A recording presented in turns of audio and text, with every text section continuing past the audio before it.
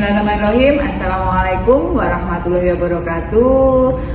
Saya dengan Dr. Enika Diwiati mengampu mata kuliah riset media digital dengan jumlah 3 SKS. Mata kuliah ini adalah berupa penelitian yang memanfaatkan teknologi digital untuk mengaji media dan komunikasi digital. Riset media digital ini juga dapat mencakup berbagai aspek seperti sosial, budaya, politik, ekonomi, dan teknologi. Tentunya dalam mencapai pembelajaran riset media digital ini kita mengeksplorasi fenomena dari media digital, baik online ataupun media massa. Kemudian juga menganalisis informasi, temuan, dan juga berbagai dampak adanya media digital dalam kehidupan masyarakat. Sehingga kita bisa melihat karakteristik dari media digital, komunikasi termedia, dan implikasi secara sosial dari hadirnya komunikasi digital. Dalam capaian pembelajaran riset media digital, ada CPL 1, CPL 2, dan CPL 3, di mana mampu menerapkan konsep, teori, metodologi komunikasi dalam praktek profesional. Kemudian juga mampu melakukan riset ilmiah di bidang komunikasi, khususnya adalah media digital. Dan yang ketiga, mampu menggunakan teknologi informasi dan media digital secara efektif dan etis dalam kegiatan komunikasi. Adapun capaian pembelajaran mata kuliah, mahasiswa mampu memahami pendekatan dan metode riset yang studinya diantaranya tentang media digital. Mahasiswa mampu merancang melaksanakan riset media digital dengan menggunakan berbagai teknik pengumpulan data dan analisis data. Mahasiswa juga mampu menginterpretasikan riset dan menyusun dalam bentuk laporan ilmiah. Mata kuliah riset media digital ini diwajibkan bagi mahasiswa semester 6 dengan lulus mata kuliah pengantar statistik, metode penelitian kuantitatif, dan metode penelitian komunikasi. Kemudian di dalam rencana pembelajaran mata kuliah ada 14 kali pertemuan, di mana dimulai dari pengantar media, kemudian bagaimana kita menarik data gitu ya dari digital menggunakan scraping, mentionlytic, dan juga penggunaan coding. Di antaranya itu adalah menggunakan NVivo sebagai aplikasi atau tools yang digunakan. NVivo merupakan adalah perangkat lunak untuk menganalisis data kualitatif gitu ya, yang bisa menarik data dari baik itu transkrip wawancara, akses media sosial, ya media digital yang lainnya. Kemudian juga dilakukan materi tentang analisis isi, yaitu proses sistematis yang mempelajari tentang konten media, baik bentuk teks, gambar, audio, video, yang kemudian difahami baik secara kualitatif dan kuantitatif. Yang ketiga itu adalah analisis jaringan atau kita kenal dengan social network analysis, di mana metode adalah mempelajari struktur dan pola interaksi yang ada di dalam jaringan sosial itu, termasuk media sosial yang tujuannya adalah memahami bagaimana individu atau kelompok terhubung dalam interaksi di platform media sosial tersebut. Dan yang terakhir analisisnya itu adalah etnografi. Ya, jadi di metode penelitian kualitatif ini mempelajari budaya dan perilaku manusia secara konteks online yang ada di media dunia maya ini. Sehingga di dalam riset media digital nanti selain kita menggunakan tools yaitu software di NVivo, itu juga kita menggunakan 3 metode dari analisis isi, etnografi, kemudian juga analisis social network analysis itu sendiri. Kemudian yang terakhir itu adalah mahasiswa memaparkan hasil penelitiannya dalam bentuk laporan penelitian. Metode pembelajaran itu ceramah, diskusi kelompok, di mana nanti mahasiswa akan ada tugas kelompok yang akan memecahkan satu masalah dalam memahami suatu konsep. Kemudian adalah pembelajaran kooperatif, mahasiswa bisa berinteraksi, tanya jawab gitu ya. Dan yang terakhir adalah berbasis proyek, di mana mahasiswa akan ada studi kasus, di mana akan ada rangkaian penelitian riset media digital yang akan dilakukan oleh mahasiswa dan kemudian dituangkan dalam bentuk laporan. Proses interaktif dalam pembelajaran ini sangat penting karena mahasiswa bisa menerapkan secara langsung juga dalam bentuk penugasan-penugasan, di antaranya itu adalah penyusunan penelitian dari ketiga metode penelitian dari riset media digital itu sendiri. Selama ini riset yang kita gunakan tidak menggunakan platform tertentu gitu ya. Mohon maaf, misalnya kita punya kuesioner dalam berupa paper yang kemudian kita sebarkan gitu ya. media-medianya pun gitu ya, media-media pun yang digunakan ya di sini adalah khusus kepada media dan komunikasi digital. Nah, ada nggak sih media yang juga tidak digital? Ya, tentunya kalau sekarang di era kita kembali lagi ya, mungkin di era tahun 2000 awal ya, mungkin kita masih banyak mengenal media-media massa yang bercetak ya, baik harian ya atau mingguan, bahkan juga audiovisual ya, televisi, radio ya, tapi sekarang semua berstreaming gitu ya, artinya semua sudah berakses kepada penggunaan teknologi informasi. Nah, kemudian capaian pembelajaran dari riset media digital, tentunya kita tidak hanya belajar tentang memahami ya tentang media digital itu sendiri, karena tentunya mata kuliah media digital juga sudah mahasiswa ampuh. Apa saja media digital gitu ya, bagaimana menggunakan media digital ya. Nah, karena ini kaitannya dengan riset, tentunya kita melakukan eksplorasi fenomena media online gitu ya, media-media online yang ada di Indonesia ya. Banyak berbagai media online yang kita bisa pahami gitu ya. Kita tidak perlu sebutkan providernya ya, tidak disebutkan jenis medianya, tetapi semua platform-platform media yang ada di tayangan explore internet gitu ya, yang kita bisa explore, dan itu hadir real time dan lebih cepat ya, sehingga kita bisa melihat satu fenomena. Nah, yang terpenting karena kita menjadi satu proses riset itu adalah menganalisis ya, sehingga tidak hanya kita melihat dari konteks oh ini media online, oh ini media massa ya, YouTube, Twitter, tapi kita juga analisis seperti apa ya, baik itu secara kualitatif dan kuantitatif. Begitu banyak media sosial yang ada di Indonesia sehingga kita kesulitan kalau kita pilih satu persatu. Nah, inilah pentingnya kita melakukan proses pembelajaran dari riset media digital. Kemudian juga dampak penggunaan media digital ya, menjadi proses riset yang kita lakukan, karakteristik gitu ya, karena masing-masing karakteristik itu berbeda dari masing-masing media digital, dan yang terakhir adalah implikasi sosial dari penggunaan komunikasi digital ya. Bahasa mudahnya kalau orang, kenapa sih satu konteks atau tema itu menjadi viral ya, itu salah satunya kita bisa lihat dari implikasi penggunaan media sosial digital itu sendiri. Oke. Kemudian kita melihat juga bahwa di dalam proses pembelajaran nanti kita akan belajar tentang bagaimana kita menarik satu data gitu ya, karena data media sosial begitu banyak, data media online juga begitu banyak, kita akan kesulitan untuk menarik satu-satu. Kalau pada kita sandingkan ya media digital dan non gitu ya, versus yang media yang tradisional, misalnya salah satunya juga kita bisa lakukan secara manual ya. Kita ambil itu medianya, kita baca, kita gunting ya. Kalau bahasa dulu mungkin ada namanya clipping ya. Tapi kalau sekarang kita bisa gunakan, salah satunya adalah menarik data dengan fungsi tadi. Nah, prosesnya tadi tetap sama. Makanya kenapa mahasiswa yang mengambil mata kuliah ini itu adalah wajib lulus 2 mata kuliah tadi plus 1 yang pengantar statistik, karena ada proses penelitiannya nanti di dalam riset media digital itu adalah melakukan data coding baik dari kualitatif dan kuantitatif ya. Nah, tools yang baru yang akan kita gunakan di sini adalah penggunaan satu tools itu adalah invivo. Nah, di kampus sekarang udah alhamdulillah sudah ada ya lab khusus untuk software invivo, sehingga nanti pada saat praktek kita bisa gunakan satu analisis ini. Nah, 3 analisis yang kita bisa gunakan di dalam riset media digital itu adalah analisis dari sosial ya, kemudian adalah demografi. Kalau kita pahami ketiga hal ini bisa dilakukan secara kuali dan kuantitatif. Beda kalau misalnya mahasiswa pernah mengambil mata kuliah kualitatif ya, analisis wacana, mungkin framing gitu ya, semiotika, itu juga menjadi bagian analisis. Tetapi kita fokus di 3 analisis ini, dan yang terakhir adalah bagaimana kita membuat satu tema penelitian, menganalisis dan menyusun sebuah laporan penelitian. Oke.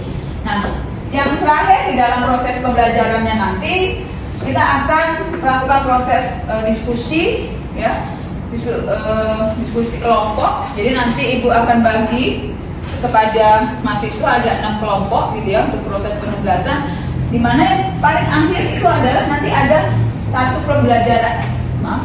pembelajaran yang berbasis project gitu ya. Artinya project di sini bukan project besar gitu ya. Artinya satu tema penelitian yang kemudian akan dilakukan oleh mahasiswa. Nah, dari 3 jenis analisis dalam riset media digital ya, sampai kepada penyusunan pelaporan. Baik, kita sekarang masuk di dalam konteks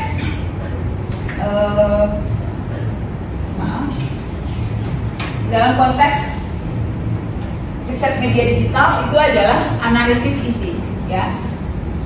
Jadi di dalam analisis isi itu adalah metode penelitian yang menggunakan secara sistematis, mulai dari mengidentifikasi, menganalisis gitu ya, baik itu bisa video, teks gitu ya, ataupun gambar gitu ya, yang tujuannya adalah untuk memaknai dari pola ataupun data yang terkandung dalam satu tema di dalam satu jenis ya media digital yang kita ambil ya. Oke.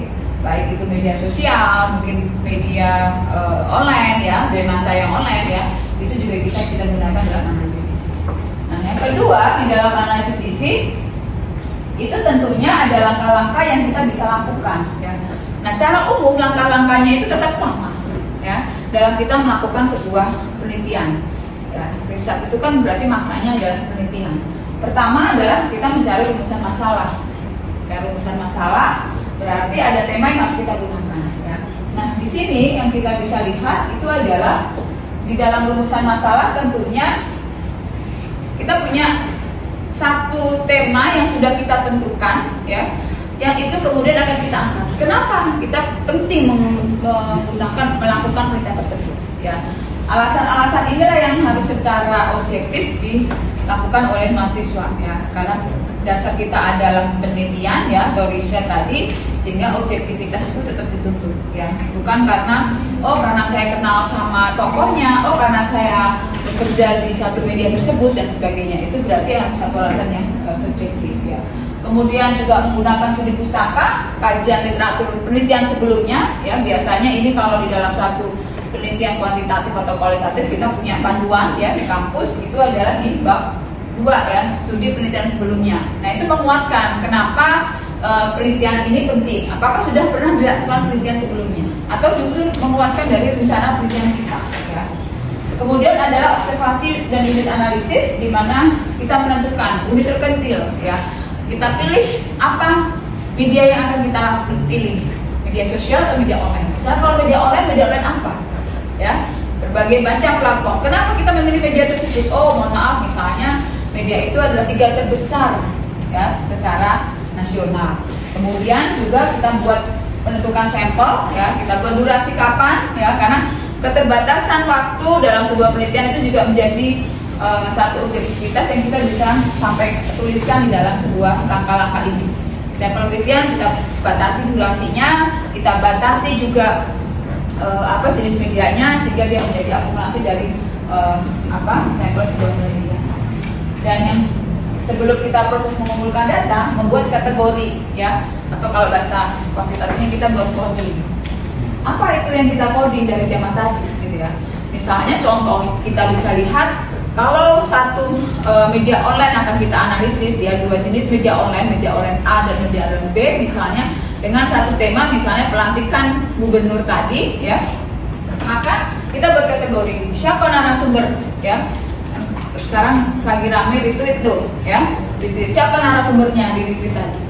Kemudian berasal dari mana saja pesertanya, ada foto atau tidak, misalnya gitu. Apa tanggapan dari masing-masing sumber berita tadi, mentionnya positif, negatif ya, sentimennya atau netral, misalnya seperti itu. Nah, kategori ini yang kita kaitkan nanti dari sebuah masalah penelitian akan kita ambil ya. Sehingga tema kategorisasi atau coding itu tentu kita kembalikan lagi kepada rencana penelitian kita. Mau apa yang kita jawab gitu ya. Apakah kita hanya melihat jenis beritanya, baik itu lokal atau nasional, atau melihat narasumbernya, atau juga kita melihat dari sisi materinya gitu ya. Materinya berkisar apa, sosial, politik gitu ya, atau mungkin hukum dan sebagainya. Kemudian yang terakhir itu adalah pengumpulan data ya. Baik. Nah, kita bisa lihat satu proses di dalam langkah terakhir itu adalah melakukan coding ya dan analisis isi. Nah, tahapan di dalam analisis, karena kita sifatnya adalah satunya itu adalah penelitian kuantitatif, ya berarti kita juga harus bisa menentukan apa yang kita harus lakukan. Nah, dalam proses perkuliahan seperti yang Ibu sampaikan tadi, di mana kita pembelajarannya, metode pembelajarannya ada diskusi kelompok, ya. Nanti silahkan dibagi kelompok menjadi 6 orang, gitu ya. Di mana nanti di dalam proses diskusi kita tentukan dulu temanya, ya. Jadi step pertama itu adalah mahasiswa menentukan temanya, ya. Jadi setelah mahasiswa membentuk kelompok, tema ini menjadi satu isu yang penting, gitu ya, sehingga nilai penelitian kita juga tinggi, ya. Mohon maaf misalnya yang kita contohkan tadi tentang retweet tadi, ya, begitu ramainya retweet di media sosial atau media online, ya, misalnya satu itu kita tentang retweet, ya. Misalnya kemudian yang kedua, misalnya apa? Pada saat apa? Misalnya ada case tentang tahun sebelumnya itu ada tentang Jessica Wongso, ya. Banyak yang menduga dari sisi positif atau negatif Jessica Wongso itu bersalah dan tidak. Misalnya kita juga bisa lihat analisis isi berdasarkan konten beritanya tadi, ya. Ini kita tentukan dulu. Setelah kita tentukan, tentu kita memilih media online apa, ya. Apakah misalnya skalanya nasional atau mungkin skup provinsi, atau bahkan ada juga yang internasional. Nah, ini tentu kita harus bisa amati. Jadi kita harus coba mencari dulu beberapa informasi supaya jangan sampai pada saat kita menentukan jenis media ternyata pemberitaan di media tersebut hanya 2 atau 3, ya. Ini tentu menjadi kesulitan bagi kita kalau kita akan melakukan analisis yang sifatnya kuantitatif. Oke. Kemudian juga kurun waktunya kita batasi. Misalnya kalau retweet kemarin itu adalah di awal, misalnya ya, di Januari sampai Februari 2005, ya berarti periode ini. Jadi biasanya untuk kurun waktu itu ditentukan dengan periode dari satu isu atau pemberitaan tadi, ya. Bu, kan Jessica Wongso lama, Bu, ya. Dia dari tahun berapa itu? 2019, 18 ya.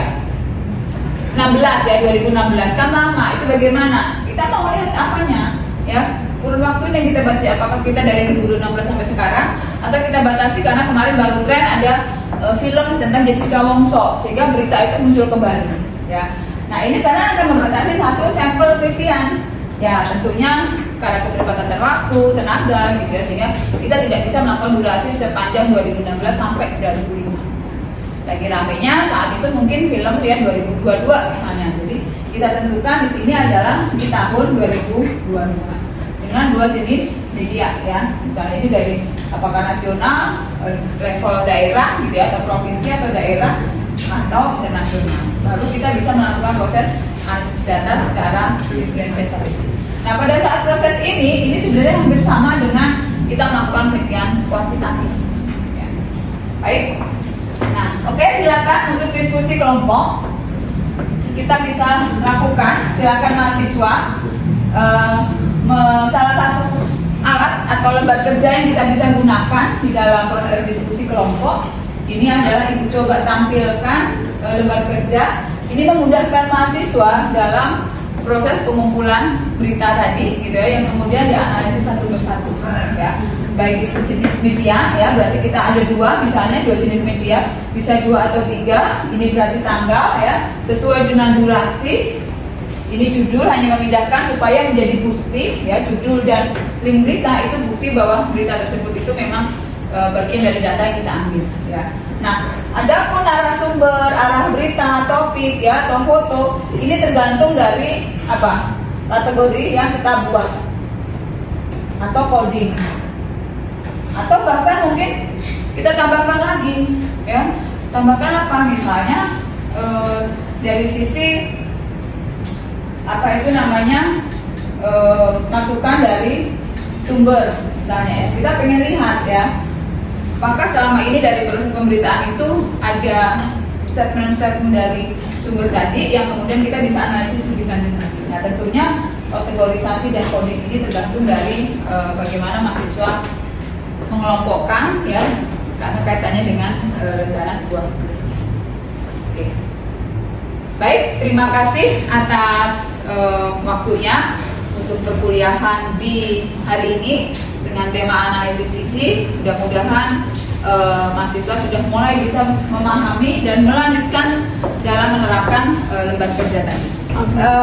Untuk sesi selanjutnya, bagi mahasiswa ada yang ingin ditanyakan, silakan. Oke. Ibu mau bertanya bagaimana cara menentukan tema dalam analisis isi? Baik, tema dalam analisis isi. Kalau kita ketahui bahwa analisis isi atau konten analisis di mana kita ingin melihat lebih dalam seperti apa satu konten dalam suatu media digital tadi. Oke, misalnya media digital itu adalah media online. Nah, kita bisa melihat kekinian yang ada yang nanti kita angkat menjadi satu permasalahan dalam suatu penelitian. Jadi meskipun menggunakan analisis isi dalam penelitian, tetap kita menggunakan tema apa sih yang akan kita ambil dan itu punya referensi. Kenapa kita mengambil tema satu tersebut? Misalnya sekarang sedang ada isu atau proses pelantikan gubernur misalnya. Nah, itu juga menjadi satu tema yang kita bisa ambil. Nah, di dalam proses kita akan melakukan satu analisis isi gitu ya. Tentunya ada berbagai macam ya media digital. Boleh disebutkan seperti apa media digital itu? Oke, silakan. Media digital itu meliputi sosial media seperti Instagram, TikTok, Twitter, dan sebagainya. Nah, kenapa sih media sosial tersebut bisa disebut media digital? Karena teknologi digital itu untuk memungkinkan pengguna berbagi informasi secara instan. Selain itu, platform ini juga hanya diakses dari media digital tersebut. Oke, terima kasih. Ya, jadi ada berbagai macam media digital. Ya, tentu ini membedakan kita antara media digital dan non. Ya, artinya media platform lainnya ya, yang mungkin sering kita gunakan sebelum adanya penggunaan teknologi informasi ini. Ada lagi ya? Kedua pertanyaannya buat mahasiswa. Ada lagi? Silakan. Ya. Apakah dalam riset media digital ini harus memakai kuantitatif? Baik. Nah, seperti kita ketahui bahwa di dalam konteks riset media digital, ya, kita tidak hanya terfokus pada satu analisis, ya satu metode, baik itu kualitatif atau kuantitatif, bisa dua-duanya. Nah, khusus yang analisis isi, selama ini kita sudah sering melakukan analisis kualitatif. Nah, bagaimana kita melakukan proses analisis kuantitatif? Kenapa analisis isi kita bisa gunakan menjadi metode penelitian yang secara kuantitatif? Pertama adalah kita akan bisa melihat apakah dari berbagai media, jenis media, misalnya dari tadi contohnya adalah media online, berbagai media online tadi itu memiliki perbedaan dengan media online lainnya, gitu ya. Sehingga kenapa media riset media digital khususnya adalah analisis isi itu bisa menggunakan metode kuantitatif, karena begitu banyak media tentu menjadi kesulitan bagi kita kalau kemudian kita hanya fokus kepada yang kualitatif. Meskipun di kualitatif itu juga bisa dilakukan dengan memperdalam satu case dari satu unit analisisnya.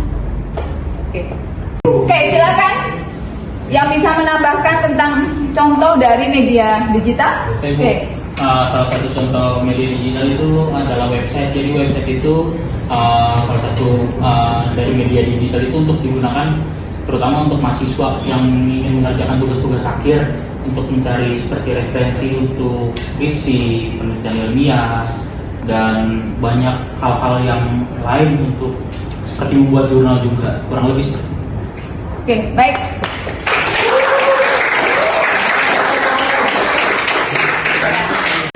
Oke, mungkin dipersilakan untuk mahasiswa bagaimana menerapkan satu proses dari penelitian analisis isi. Oke, silakan.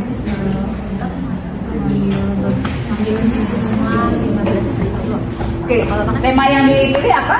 Korupsi PT ASDP. Oke, kenapa memilih tentang tema dari korupsi PT ASDP? Karena PT ASDP itu kan salah satu PT dari pemerintah yang memfasilitasi masyarakat untuk berpindah pulau ya Bu ya. Oke. Jadi itu sangat bisa dibilang sangat penting dan juga sangat fatal kalau misalkan memang dikorupsi. Jadi mengurangi pertama faktor keamanan, terus juga fasilitas yang berkurang, nggak maksimal gitu loh yang diberikan pemerintah untuk rakyat gitu. Oke, baik. Nah, dari lembar kerja yang ada, tugas kelompok sudah membuat satu analisis gitu ya, dengan membuat kategorisasi dari tema berita tersebut gitu ya. Ada berapa berita yang diambil? 15 Bu. 15 berita dari berapa jenis berita? Dari jenis beritanya kita ngambil dari ada medianya, ada Antara News, Tempo, Kompas, IDN Times sama CBNC. Periodenya itu dari Februari sampai Juni. Oke, Februari sampai Juni ya. Nah, artinya tema yang diambil gitu kan, itu menyesuaikan dengan pemberitaan itu sejak kapan. Kalau memang itu masih dirasa terlalu sedikit atau kurang dari jumlah sampel, ya tadi 15, berarti kita harus menambah durasi kurun waktunya, atau mungkin tambahkan juga jenis beritanya bisa, atau periodenya tadi ya, kurun waktu atau periode. Oke, baik, kalau kita lihat dari sini itu adalah satu lembar kerja yang sudah dihasilkan oleh kelompok gitu ya, dimana ada narasumber, coding narasumber yang dibuat, arah berita, topik dan foto. Baik. Untuk kategori narasumbernya itu ada di 50%, di mana itu kategori narasumber terbanyak yang dikategorikan sebagai Menteri ESDM, dan untuk berita terbanyaknya itu berita negatif sekitar 55%. Baik, terima kasih. Demikian video pengajaran untuk mata kuliah Riset Media Digital. Salam.